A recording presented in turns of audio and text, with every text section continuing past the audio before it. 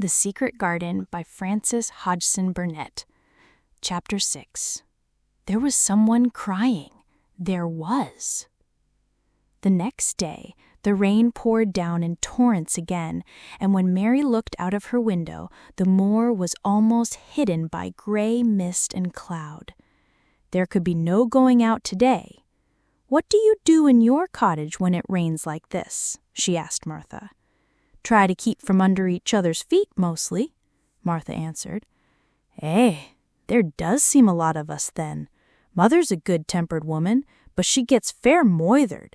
The biggest ones goes out in the cowshed and plays there. Dickon, he doesn't mind the wet. He goes out just the same as if the sun was shining. He says he sees things on rainy days as doesn't show when it's fair weather.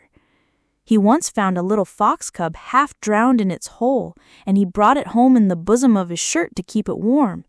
Its mother had been killed nearby, and the hole was swum out, and the rest of the litter was dead.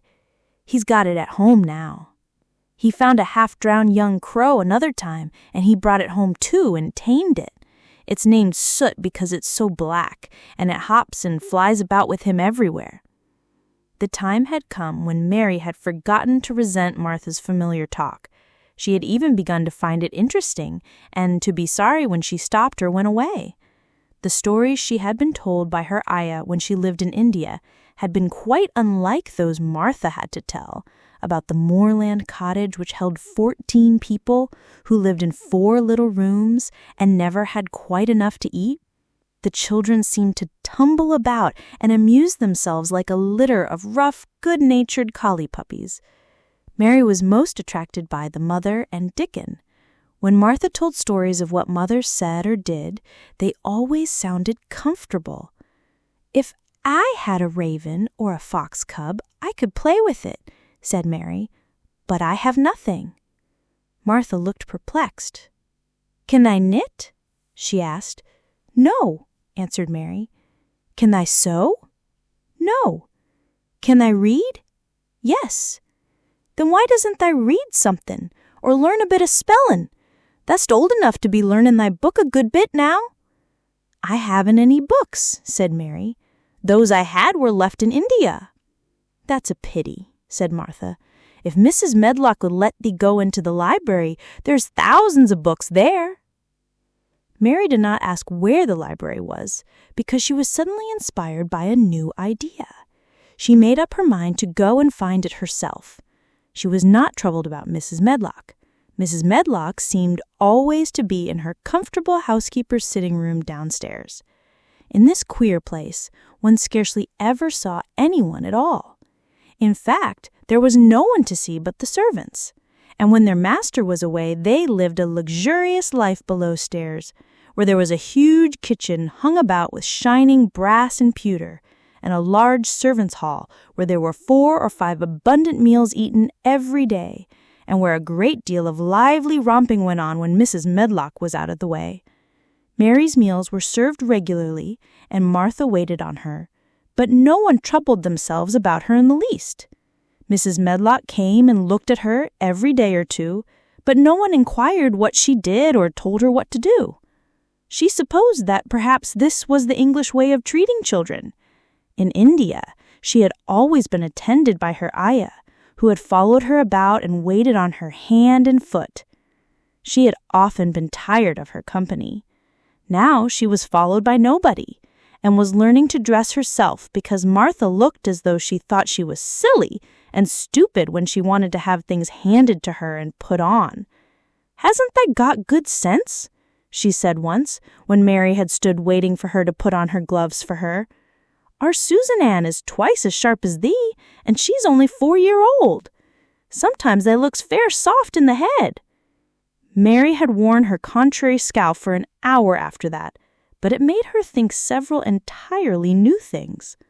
She stood at the window for about 10 minutes this morning after Martha had swept up the hearth for the last time and gone downstairs.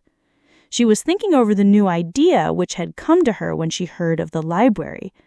She did not care very much about the library itself, because she had read very few books, but to hear of it brought back to her mind the 100 rooms with closed doors. She wondered if they were really all locked, and what she would find if she could get into any of them. Were there 100? Why shouldn't she go and see how many doors she could count? It would be something to do on this morning when she could not go out. She had never been taught to ask permission to do things, and she knew nothing at all about authority, so she would not have thought it necessary to ask Mrs. Medlock if she might walk about the house, even if she had seen her. She opened the door of the room and went into the corridor, and then she began her wanderings. It was a long corridor, and it branched into other corridors, and it led her up short flights of steps, which mounted to others again. There were doors, and there were pictures on the walls. Sometimes they were pictures of dark, curious landscapes, but oftentimes they were portraits of men and women in queer, grand costumes made of satin and velvet.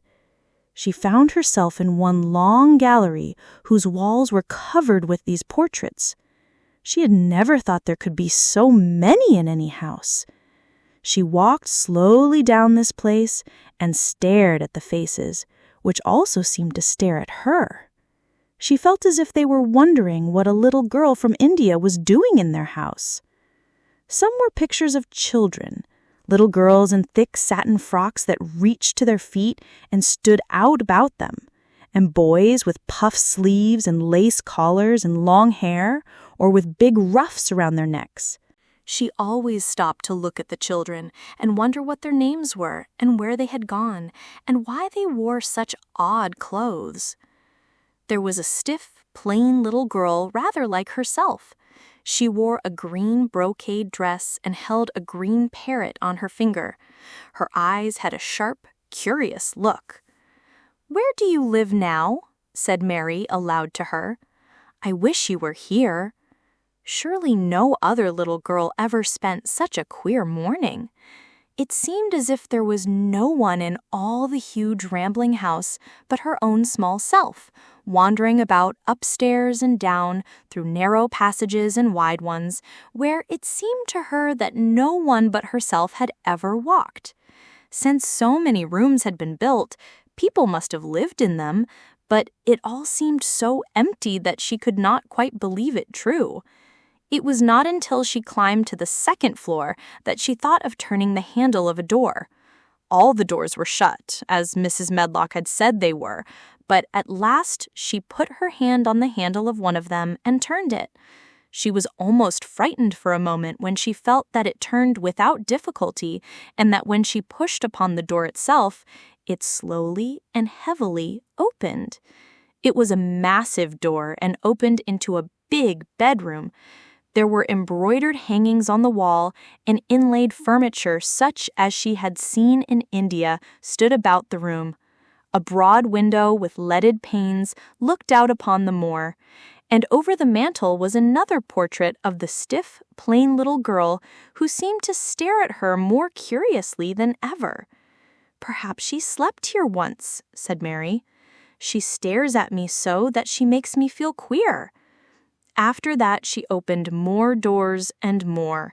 She saw so many rooms that she became quite tired and began to think that there must be 100, though she had not counted them. In all of them there were old pictures or old tapestries with strange scenes worked on them. There were curious pieces of furniture and curious ornaments in nearly all of them. In one room, which looked like a lady's sitting room, the hangings were all embroidered velvet, and in a cabinet were about 100 little elephants made of ivory. They were of different sizes, and some had their mahouts or palanquins on their backs. Some were much bigger than the others, and some were so tiny that they seemed only babies. Mary had seen carved ivory in India, and she knew all about elephants. She opened the door of the cabinet and stood on a footstool and played with these for quite a long time. When she got tired, she set the elephants in order and shut the door of the cabinet. In all her wanderings through the long corridors and the empty rooms, she had seen nothing alive. But in this room, she saw something. Just after she had closed the cabinet door, she heard a tiny rustling sound. It made her jump and look around at the sofa by the fireplace, from which it seemed to come. In the corner of the sofa there was a cushion, and in the velvet which covered it there was a hole, and out of the hole peeked a tiny head with a pair of frightened eyes in it. Mary crept softly across the room to look. The bright eyes belonged to a little gray mouse, and the mouse had eaten a hole into the cushion and made a comfortable nest there. 6 baby mice were cuddled up asleep near her. If there was no one else alive in the 100 rooms, there were 7 mice who did not look lonely at all. "If they wouldn't be so frightened, I would take them back with me," said Mary. She had wandered about long enough to feel too tired to wander any farther, and she turned back. 2 or 3 times she lost her way by turning down the wrong corridor and was obliged to ramble up and down until she found the right one, but at last she reached her own floor again, though she was some distance from her own room and did not know exactly where she was. "I believe I've taken a wrong turning again," she said, standing still at what seemed the end of a short passage with tapestry on the wall. "I don't know which way to go. How still everything is." It was while she was standing here, and just after she had said this, that the stillness was broken by a sound. It was another cry, but not quite like the one she had heard last night. It was only a short one, a fretful, childish whine muffled by passing through walls. "It's nearer than it was," said Mary, her heart beating rather faster. "And it is crying." She put her hand accidentally upon the tapestry near her, and then sprang back, feeling quite startled. The tapestry was the covering of a door, which fell open and showed her that there was another part of the corridor behind it, and Mrs. Medlock was coming up it with her bunch of keys in her hand and a very cross look on her face. "What are you doing here?" she said, and she took Mary by the arm and pulled her away. "What did I tell you?" "I turned round the wrong corner," explained Mary. "I didn't know which way to go, and I heard someone crying." She quite hated Mrs. Medlock at the moment, but she hated her more the next. "You didn't hear anything of the sort," said the housekeeper. "You come along back to your own nursery, or I'll box your ears." And she took her by the arm and half pushed, half pulled her up one passage and down another until she pushed her in at the door of her own room. "Now," she said, "you stay where you're told to stay, or you'll find yourself locked up. The master had better get you a governess, same as he said he would. You're one that needs someone to look sharp after you. I've got enough to do."